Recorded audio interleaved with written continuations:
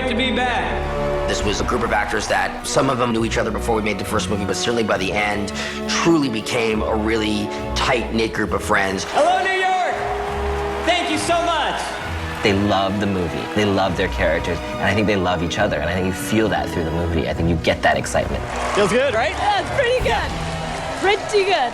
The chemistry between the horsemen is really, I think, the showstopper of this movie. I think it's the star of this movie. Something about a big white dance floor makes me want to boogie. Hey, thanks for having us. We just have such a great deal of affection for each other, so it was great to get to jump into it and then be hanging out 12 hours a day making each other laugh. I'm such a massive fan of every person in this movie that any excuse to hang out with them and work with them, it was a dream. Ta-da! Part of the fun for me of watching the first film, and I think it will be for an audience watching the second, is watching all those guys interact and do, in this film, some incredibly cool stuff. Stop. It's about family. It's about uniting a group of people who usually work solo, and how do they trust each other and become one. And I think in the process of making this movie, we've really sort of embodied that.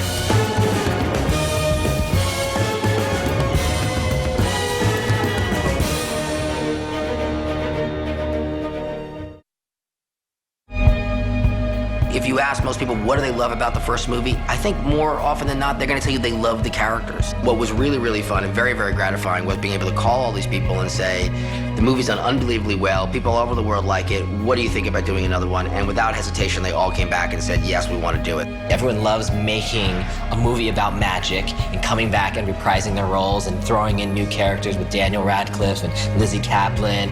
I really enjoy working in an ensemble cast because it takes a lot of pressure off you as an individual. Plus, if you get along as well as we all fortunately got along, it makes every day really, really fun. The joie de vivre that we have with each other as a group, sometimes that doesn't translate to film, but in this movie it does. This was like a preschool vibe every day. Everyone's goofing off and cracking jokes and trying to blow each other's takes, and it's got to be very frustrating for poor John Chu, who had infinite patience with his children. Working with, 8 or 9 of the greatest actors in the world, all playing different characters that work together as a unit, I think parallels nicely what the characters have to do in this movie. The issue is that we have been rehearsing for months for something we don't even know what it is. You're going to keep working until we work as a single organism. I know, I've heard you say that. Here we go, ready, and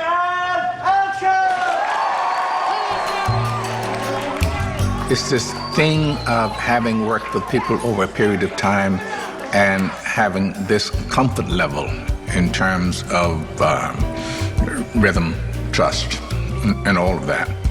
And that's kind of the way it is if you use the same cast more than once. We all come back together and we know who we are. Not only have we worked together, but we watched it afterwards and went, oh, we did all right. Acting is a lot like closing your eyes and falling backwards, You got to go with it. So if you got somebody who catches you every time, it's easy to do. Would you like to know, my friends, just how I got you here? We know how you did it. No, you don't. Yeah, you stole our files for the show, then obviously hypnotized us. No, seriously, The stop. strobe was a combo of binaural beats as well as... No, I said stop!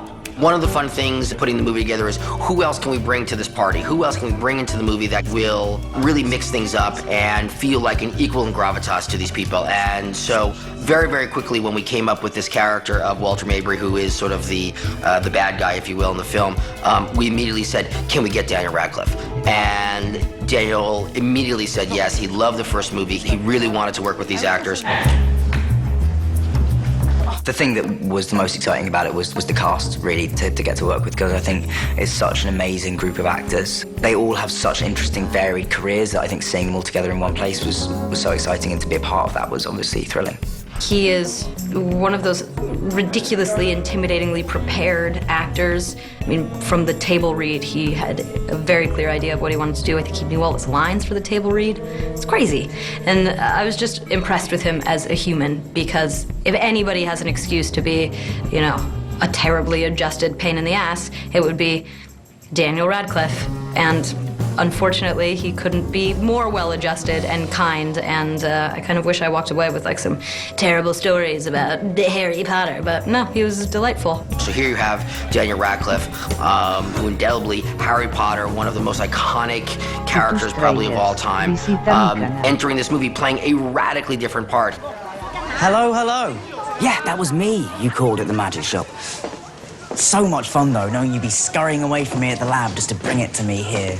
You've seen so many different sides of Daniel, but this one is such a playful, weird, demented side to him. He's an incredibly fun character. I'm actually the son of Arthur Tressler, who's played by Michael Caine, and who in the first film you saw getting robbed of his millions by the Horsemen in a very public and humiliating way. Harry Potter is my illegitimate son. I was amazed at how they brought this new villain in and what an innocent-looking villain he is. I mean, I look like a real villain. He doesn't, but believe me, in this picture, he's a worse villain than me. You know, I've never really got to play a part like this before, you know, kind of a sort of a real antagonist. Yeah, it's nice being like a British bad guy. It's very exciting, and I feel like that's some sort of acting rite of passage. When you're gone, we're not going to stop. We're going to destroy everything you believe in, starting with the Horseman and ending with the Eye. This idea of one of the oldest British acting legends of all time with the newest British acting legend of all time and putting them in the same frame, just the thrill of that for an audience. I have 7 so-called legitimate children. Sniveling, snobbish, stupid runts. I have 1 illegitimate child who is a lot like me. Michael Caine, he's just like a national treasure, even though he's not from my nation. I can't really claim him, but I'm gonna say he's such a national treasure that it's like bled over into other nations. So he's a worldwide treasure. You will only hear wonderful things said about Michael Caine, and the reason for that is that there are so few people of any age who can do what he does. I mean, I know people like considerably younger than him that do not have the energy, enthusiasm for filmmaking still, and humor that he does. You know, we're standing on Tilbury Docks at 4 o'clock in the morning doing like a 5-page dialogue scene, which is, you know, about 2.5 pages of which is just him making a speech. He's unflagging in his energy, and his general attitude is something that I definitely sort of aspire to, you know. And to have that kind of longevity anyway is amazing, but to do it with such grace is really remarkable. I'm not talking about a role where I'm going to get nominated for Academy Award or anything. All we had was fun. Me and my illegitimate son, Harry Potter. Just seeing those 2 actors, everything that they are, everything that they bring, is part of that sort of extra cinematic storytelling that is not there on the page. You can't describe it. It just becomes something that the audience just intuitively, they just have so much fun with. Where are the Horsemen? They're performers. Their pride, their ego, their need to be adored are all too powerful to keep them out of the limelight for long. I'd already done 6 movies with Morgan Freeman, so Morgan and I get on like house on fire. We're both villains, but he's a nicer villain than I am. If you put Morgan Freeman in your movie, it just is gonna class up the joint immediately. Doesn't matter what it is. He's so iconic that it's almost weird to see him in real life. You don't screw around when God's on set, you know? You're talking probably about, you know, 2 of the most iconic acting legends of all time. And it's such a thrill just as a producer to stand 5 feet back behind the camera and you just see them come on and there's just this sort of glint in their eyes where they're sort of letting you know, okay, we know why you hired us. We know why we're here. You want us to do our thing. Here we go. And on take 1, their lines are memorized. They're totally into it. They're throwing punches back and forth with each other. It's just great. And then obviously we've got the new character this year, Lula, played by Lizzie Kaplan. I'm the new horseman. I'm the girl horseman. Woo! Yeah! When we came up with the idea for Lula, our first goal was we need to bring somebody into the group, someone into the Horsemen that's going to shake things up. So she's a very different type of illusionist. She's a little bit more of a wild card. What we really wanted with Lizzie was that she only speaks the truth, and she's someone that we can all relate to. We all have a friend who just says what's on her mind and has no edit button in her head. I wonder which one of us gets to play the bimbo.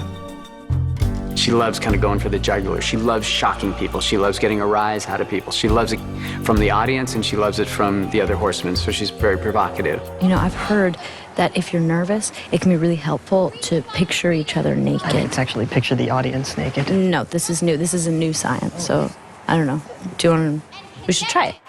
Lula's magic specialty is called geek magic, which tends to be kind of shocking, gross out, gory, bloody stuff. She's the punk rock version of these guys. What seems like initially like not such a great trick or a trick that kind of anybody could do, actually she turns into something that much more impressive. Made myself in the neighborhood, and now I'm here, and maybe I'll think.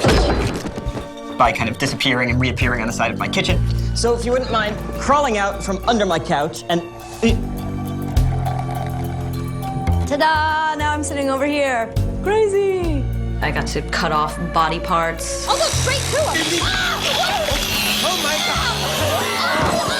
God! I got to pull the head off a dove. She kind of gains Atlas's, if not approval, she gains his respect. And then over the course of the movie, I think, you know, kind of comes to win over the rest of the horsemen.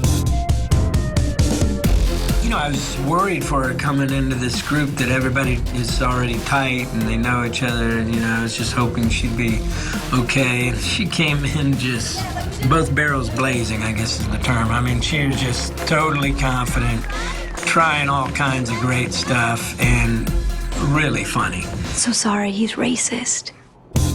Anytime you're trying to do something comedic, if you're surrounded by people who share your sense of humor, it's always very helpful, because what you end up doing is not trying to make something funny for the masses necessarily, you're just trying to make your co-stars laugh. The days go by so quickly because we're just cracking each other up the entire time, and I don't know if I laugh that hard with anyone else in my life as I do with this cast. John Chu, our director, was really nice. He let me always have at least one take where I just didn't stop talking, having no idea what I was going to say, and so I just spouted nonsense, and he carved some good stuff out of it, I think. Do you guys ever think that the eye is watching this? You know, that maybe this is even what they want? And at like the exact right moment, they're gonna swoop in, and we'll be like, yes, thank God you're here. Thank God, just in the nick of time, and then we'll just celebrate, and it was all worth it in the end. I don't even really think that either, so it's cool. There's a lot of improvisation and playfulness. There's a bit where Lizzie, she takes her gum out, puts it out for Atlas to, and he just kind of has to take it in the hands. Actually, the grown-ups are having a meeting, Buffy. Okay. You hold on to that. Sure. Thank you. Takes it in his hands, tries to, and you can see in the background, I was looking for it, tries to pass it off to me. I slapped his hand away, so he's just sitting there holding Lizzie's gun the entirety of that scene. We're always playing games. There's always some added line, some funny bit, some repartee going on, some fucking with each other, you know, some trying to get people to crack. And those are the things that we love as an audience. We don't realize that's what we're enjoying, but that playfulness, that sense of spontaneity translates on screen. It just is, it's this magic. It's bubbling. It's just effervescent. Woody and Lizzie, in particular, those two together, just, it doesn't stop. Woody Harrelson is the most fun human. He's hilarious and crazy, and he also happens to be a bit of a genius actor. One of the great things about having an actor like Woody Harrelson is literally every time he's on screen, you just smile. Well, we thought it would be really fun for Woody to play up against this character that is mentioned in the first movie. There's just one reference, most people probably missed it in the first movie. And your brother/manager disappeared with all your hard-earned money. Did you research? I would love to tell you we knew at the time that was going to be the basis for Chase, but of course it wasn't. But once we realized it was a great opportunity, and we seized it. He mentions his brother who screwed him out of everything, was his manager, who was always out to get him, who was jealous of him, and we were like, well, duh. we should write that character for this movie. And so we wrote this character of Chase McKinney, who is Woody's twin brother, who is also a unbelievably accomplished mentalist, but he's turned bad. Chase. Somewhere in the middle of the writing process, we said, well, you know what would be really funny is like, who would be good enough that would like be strong enough to go up against Woody? And we're like, well, what if Woody went up against Woody? And we called Woody and said, what do you think about this idea of playing your brother? And honestly, within 2 seconds, he said, I'm in. And action. He created this crazy, weird Chase character.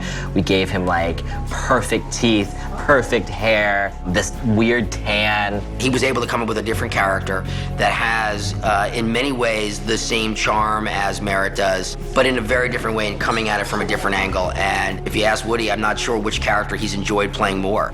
Woody's having, I think, a lot of fun bringing the new character Chase into this because he has a certain license to make him, you know, the antimatter version of Merritt, and so sort of in every way possible. Hey, camera. Woody turned up on set on day one and had this character down pretty pat when he got here. He probably wouldn't admit this to you at home, but I think he did a lot of homework himself before he came here to set. You know, Woody's kind of like a big guy and has an intimidating presence, and Dan, he has a kind of sweetness. And then Michael Caine is also part of their team, and it's just really the three strangest characters in the movie as part of this very strange triumvirate. We have a lot of sort of couplings, sibling or sibling-like couplings in the film, or familial-like couplings. So we have Woody and his actual brother Chase. Hey, broski, what are you nosy? Where you headed? We have Dave Franco and his surrogate brother, Mary McKinney. And for Dave's character, for Jack Wilder, it's, can I prove myself to my brother? If I can hypnotize Danny before you hit him with a card, I get top bunk for a week. Okay, that's a deal. Danny, what's up, man? Stare at the palm of your hand, and as your eyes change focus, you will begin to notice everything, because I'm not hypnotized. It's not working. There's a really great work between Mark and Jesse that I think is, you know, just really subtextual and pretty great. You're talking to the eye? Yeah. Why are you talking to the eye? Atlas.